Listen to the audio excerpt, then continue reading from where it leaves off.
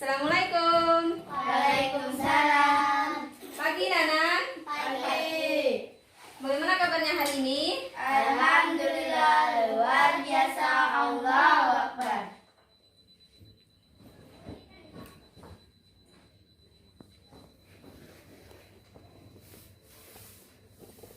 Baiklah, untuk memulai pelajaran kita pada pagi hari ini, ada baiknya kita berdoa terlebih dahulu ya. Berdoanya dipimpin oleh tuan kelas.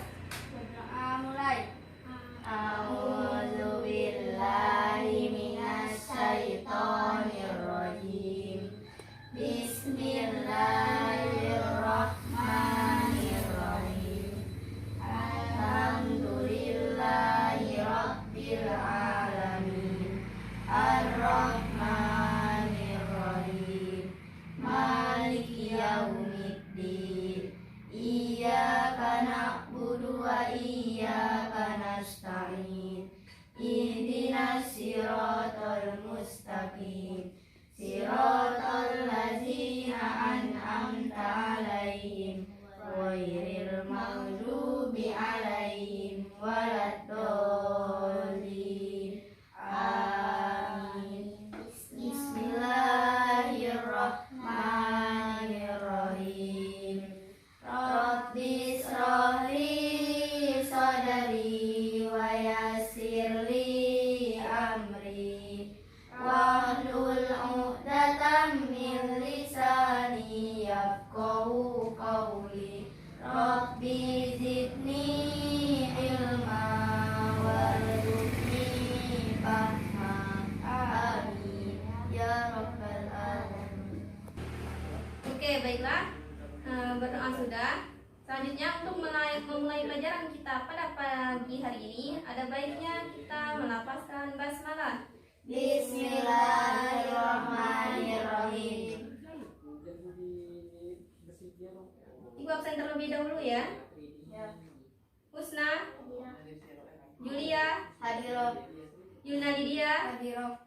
Zaskia, Rama, nggak hadir ya? Ya. Alfa jadi ya. Apa keterangannya Alfa? Oke, baiklah. Nah, sebelum memasuki pelajaran kita hari ini, Ibu mengingatkan kalian terlebih dahulu ya. Semakin banyak ilmu yang kita miliki, maka semakin besar pula takut kita kepada Allah. ya, takut kita kepada Allah. Nah, udah tahu pelajaran kita hari ini? Belum. Sudah tahu pelajaran kita pada pagi hari ini? Sudah. Pelajaran apa kita pada pagi hari ini? Khulafaur Rasyidin Jarmin ala Rasulullah SAW. Ya, benar sekali. Hari ini kita mempelajari yaitu Khulafaur Rasyidin, cermin Allah Rasulullah Sallallahu Alaihi Wasallam. Nah, di sini ada beberapa pembahasan yang kita bahas, yaitu ada 3. Yang pertama, kita membahas bagaimana sejarah Khulafaur Rasyidin. Kemudian, bagaimana model kepemimpinan Khulafaur Rasyidin. Kemudian, bagaimana prestasi yang diraih oleh Khulafaur Rasyidin. Nah, di sini ada 3 poin yang kita bahas. Yang pertama, kita membahas mengenai sejarah pada masa Khulafaur Rasyidin. Yang pertama, ada yang tahu apa itu arti sejarah? Tidak. Nah, di sini akan Ibu jelaskan. Sejarah itu adalah peristiwa yang terjadi pada masa lalu. Peristiwa yang terjadi Pada masa lalu. ya, peristiwa yang terjadi pada masa lalu. Nah, di sini kita membahas mengenai Khulafaur Rasyidin. Khulafaur Rasyidin itu pertama khulafaur berasal dari kata khulafa yang berarti Pengganti. ya, artinya pengganti. Kemudian ar-rasyidin artinya Mendapat petunjuk. ya, benar sekali. Nah, jadi Khulafaur Rasyidin dapat disimpulkan bahwa para pengganti yang mendapatkan petunjuk. Nah, di sini pada saat itu Nabi Muhammad wafat. Nabi Muhammad Wafat. Kalian tahu tanggal berapa Nabi Muhammad wafat? Tanggal 8 Juni 632 di Madinah. Ya, benar.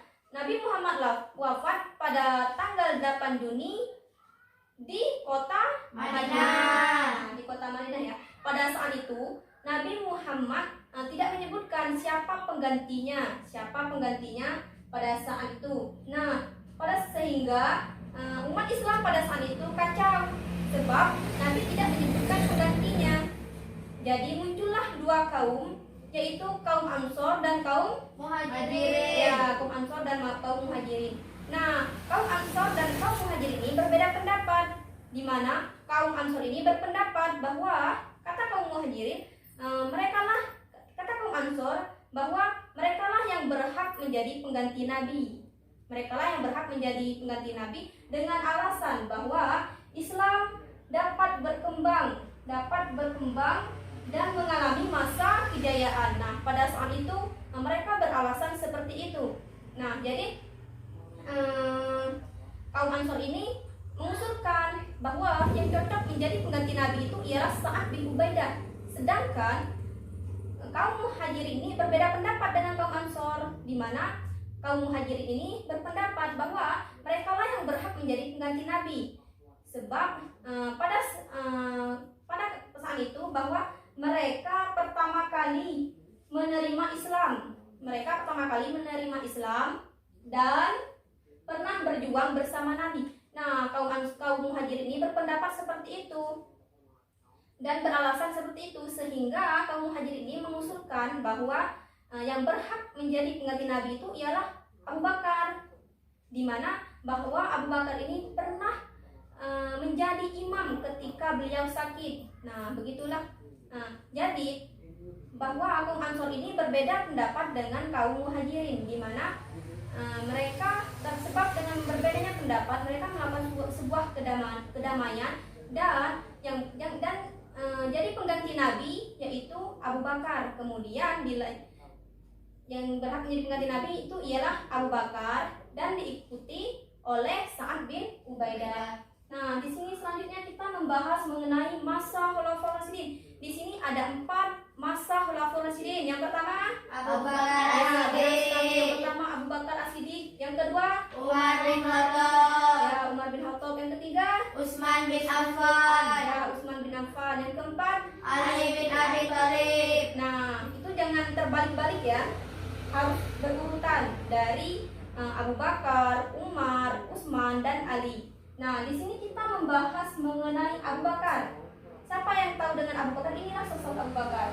Ini sosok Abu Bakar, di mana Abu Bakar ini merupakan orang yang pertama kali memeluk agama Islam yang diberi dengan gelar As-Sadiqul Awwalun. Nah, Abu Bakar ini memerintah pada tahun 11 sampai 13 Hijriah. 11 sampai 13 Hijriah. Nah, adapun model kepemimpinan Abu Bakar yaitu bahwa Abu Bakar ini memprioritaskan permasalahan di dalam umat Islam akibat munculnya pemberontakan setelah Nabi wafat. Nah, Abu Bakar ini termasuk orang yang lemah lembut dan keras ya, orang yang lemah lembut dan Tegas. dan tegas.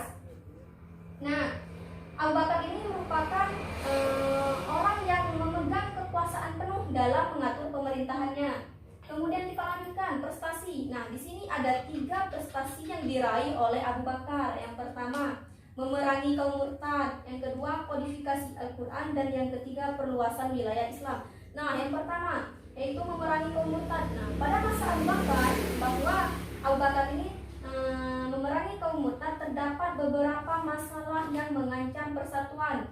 Nah, kemudian yang kedua, kodifikasi Al-Quran. Nah, di dalam kodifikasi Al-Quran ini bahwa usaha Abu Bakar untuk mengumpulkan mazhab Al-Quran. Kemudian yang ketiga, perluasan wilayah Islam. Nah, dalam perluasan wilayah Islam ini bahwa Abu Bakar menyebarkan Islam ke wilayah yang lebih luas. Nah, itulah terkait dengan Abu Bakar. Selanjutnya kita membahas mengenai masa Umar ya, masa Umar bin Khattab. Nah, pada masa Umar, dia memerintah pada tahun 13 ya, lanjut dari Abu Bakar yang memerintah pada tahun 13 sampai 23 Hijriah. Nah, kemudian ada pun model kepemimpinan pada masa Umar. Nah, Umar ini pada saat itu memproklamirkan sebagai Amirul Mukminin. Nah, karakter Umar yang tegas dan keras mempermudah perluasan wilayah Islam. Selain itu, merapikan sistem administrasi pemerintahan, mendirikan sistem pengajian, dan menetapkan kalender Hijriah. Nah, disinilah prestasi, ada 3 prestasi yang diraih oleh Umar ya. Yang pertama, perluasan wilayah Islam, kemudian menata administrasi dan keuangan pemerintahan, kemudian yang ketiga, penetapan kalender Hijriah. Nah, yang pertama kita bahas mengenai perluasan wilayah. Nah, pada masa Umar, pada saat itu Umar membagikan wilayah menjadi beberapa provinsi ya, menjadi beberapa provinsi. Kemudian Umar ini juga menata administrasi dan keuangan pemerintahan. Nah, di mana bahwa Umar ini membentuk Baitul Mal dan Dewan Perang pada saat itu. Kemudian penetapan kalender Hijriah. Nah, dalam penetapan kalender Hijriah ini bahwa si Umar mencetuskan sistem kalender Hijriah. Nah, kemudian kita membahas mengenai Utsman bin Affan. Nah, Utsman ini memerintah pada tahun 23 sampai 35 Hijriah. Nah, di sini kita membahas mengenai model kepemimpinan model kepemimpinan pada masa Utsman ya, pada masa Utsman, yaitu yang pertama bahwa Utsman ini melanjutkan program khalifah pada masa Umar dalam memperluas wilayah Islam. Nah, Umar ini kelihatan nggak? Lihat. Umar ini pada saat dia memimpin bahwa membuat banyak kekecewaan, sebab pada saat itu usia Utsman ini sudah mencapai 70 tahun, termasuk sudah tua ya. Dan Utsman ini juga memiliki karakter yang lemah lembut ya. Nah, inilah model kepemimpinan pada masa Utsman. Kemudian kita membahas mengenai prestasi. Di sini ada 4 prestasi yang diraih pada masa Utsman. Yang pertama, sebutkan. Kodifikasi Mushaf Al-Quran. Ya, yang pertama kodifikasi mazhab Al-Quran, kemudian renovasi Masjid Nabawi, kemudian pembentukan angkatan laut, kemudian yang terakhir perluasan wilayah Islam. Nah, di sini ada 4 prestasi yang diraih oleh pada masa Utsman. Yang pertama, kodifikasi mazhab Al-Quran. Nah, pada saat itu bahwa Utsman ini adanya kekhawatiran akan terjadinya perbedaan pada surah atau lafaz dalam pembelajaran Al-Quran. Nah, sehingga pada saat itu adanya kodifikasi mazhab Al-Quran. Kemudian renovasi Masjid Nabawi. Nah, dalam renovasi Masjid Nabawi ini bahwa si Utsman ini memperluas masjid ya. Renovasi Masjid Nabawi artinya di sini bahwa Utsman memperluas masjid serta memperindah bentuk dan coraknya. Nah, kemudian yang ketiga, pembentukan angkatan laut. Nah, dalam pada masa Utsman ini bahwa wilayah Islam mencapai Afrika, Siprus hingga Konstantinopel. Kemudian yang terakhir, perluasan wilayah Islam. Dalam perluasan wilayah Islam ini bahwa si Utsman ini memperluaskan wilayah Islam ke Khurasan dan Armenia. Ya, benar, Armenia. Nah, yang terakhir kita membahas mengenai masa Khalifah Ali bin Abi Thalib. Ali bin Abi Thalib ini memerintah pada tahun 35 sampai 40 Hijriah. Kemudian model. Nah, di sini kita membahas mengenai model kepemimpinan Ali bin Abi Thalib. Dalam model kepemimpinan Ali bin Abi Thalib ini bahwa Ali ini memimpin dalam keadaan tidak stabil. Mengapa dalam keadaan tidak stabil? Karena pada saat itu beliau menghadapi pemberontakan yang menolak pengangkatan beliau sebagai khalifah. Nah, di sini Ali bin Abi Thalib ini bahwa memiliki karakter yang keras dan mengutamakan kebenaran. Nah, itulah model kepemimpinan pada masa Ali bin Abi Thalib. Kemudian kita membahas mengenai prestasinya. Nah, di sini ada 4 prestasi. Ada 4 prestasi yang diraih pada masa Ali ya. Yang pertama Ibu sebutkan. Yang pertama, mengganti pejabat yang kurang cakap.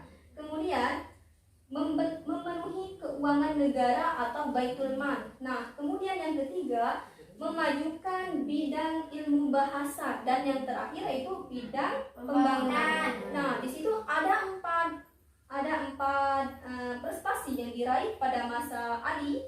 Yang pertama kita membahas mengganti pejabat yang kurang cakap. Nah, mengapa pada saat itu Ali ini mengganti pejabat yang kurang cakap?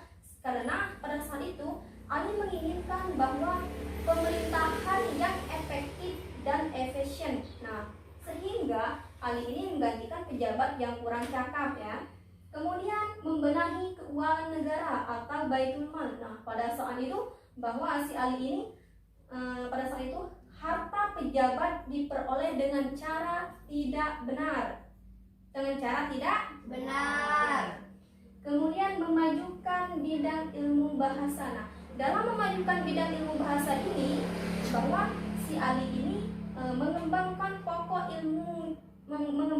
pokok-pokok ilmu yang mempelajari ilmu-ilmu bahasa seperti ilmu bahasa Arab. Ya, benar sekali. Kemudian kita membahas mengenai bidang pembangunan. Nah, di dalam bidang pembangunan ini yaitu pada saat itu Ali membangun kota Kufah secara khusus ya, membangun kota Kufah secara Khusus. Nah, itulah prestasi yang diraih pada masa Ali. Ini sosok mereka, sosok masa khalifah. Nah, itulah materi kita pada hari ini ya. Hari ini Ibu pengen tanya terlebih dahulu ya. Sudah paham apa yang dijelaskan tadi? Sudah. Nah, kalau sudah nanti ya. Kayaknya capek nggak? Capek. Coba berdiri dulu. Coba berdiri terlebih dahulu.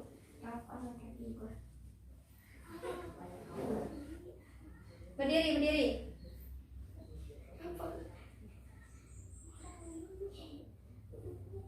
Angkatkan tangannya. Kemudian jika Ibu bilang ke kanan, kalian bilang ping. Ke kanan ikuti ping. Jika Ibu bilang ke kiri, kalian bilang pom. Ikuti. Tahu nggak? Tahu nggak? Tahu. Nah, kita mulai ya. 1, 2, 3. Kiri. Pom. Kanan. Ping. Kiri. Pom. Kanan. Ping. Kanan.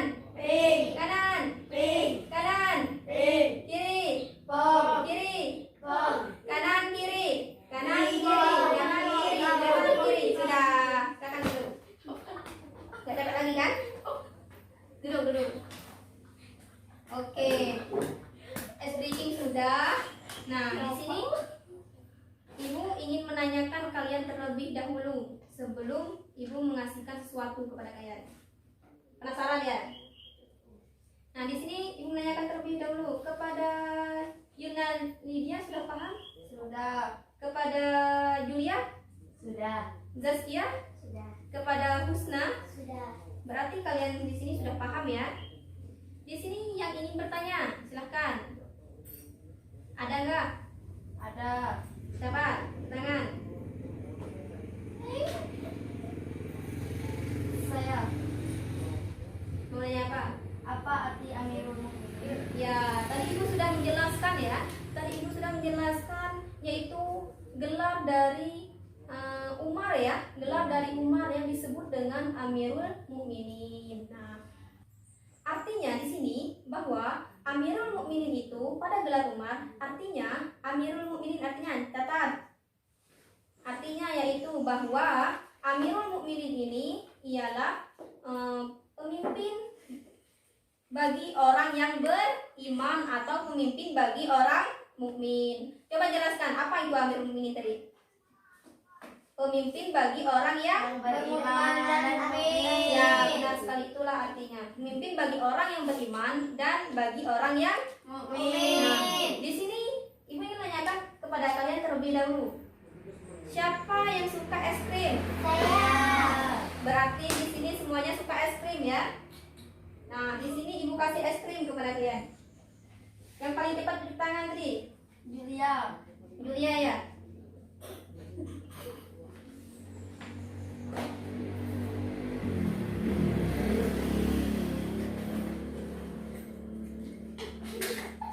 Ibu kasih es krim ya kepada kalian. Jangan bersuara, bising.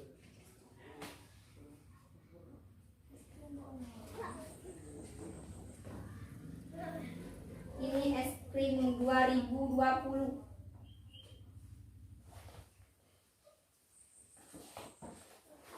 Nah, inilah es krimnya. Kalian tahu ini sosok siapa? Tahu. Kelihatan nggak? Kelihatan ya? Kelihatan. Nah, ini sosok pada masa masa Khulafaur Rasyidin ya. Ini sosok pada masa Khulafaur Rasyidin. Nah, tadi katanya suka es krim, Julia suka es krim. Nah, silakan maju Julia. Kamu suka es krim katanya. Nih, ambilkan es krimnya nomor berapa? Bacakan es krimnya, apa isinya? Sejarah Khulafaur Rasyidin. Nah, tadi Julia suka es krim, ternyata es krimnya bohongan. Nah, di sini Julia akan menjelaskan apa sejarah pada masa Khulafaur Rasyidin yang kita pelajari tadi. Jelaskan. Sejarah Khulafaur Rasyidin adalah khulafa artinya pengganti, ar-rasyidin artinya pendapat petunjuk. Jadi Khulafaur Rasyidin adalah para pengganti yang mendapatkan petunjuk, adanya kaum Ansar dan Muhajirin. Ya, benar sekali. Tepuk tangan kepada Julia. 100 buat Julia ya. Kemudian yang suka es krim tadi, Yuna Lydia. Silakan maju.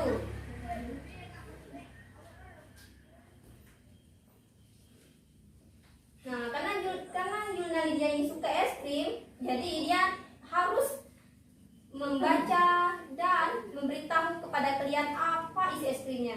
Nah, tolong bacakan apa isi es krimnya. Prestasi Khalifah Ali bin Abi Thalib. Nah, berarti di sini Yunalia akan menjelaskan apa saja isi dari prestasi Khalifah pada masa Ali bin Abi Thalib. Nah, jelaskan.